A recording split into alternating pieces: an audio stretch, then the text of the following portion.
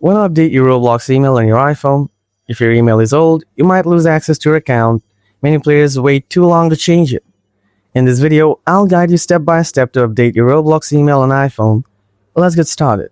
First, open up the Roblox app on your iPhone. Then tap the three dots icon at the bottom right corner. Now scroll down a little bit. After that, tap Settings. Next, tap Account Info.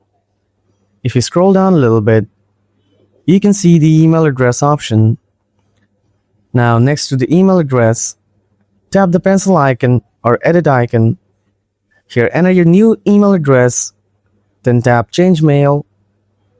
Next, it will ask you to verify.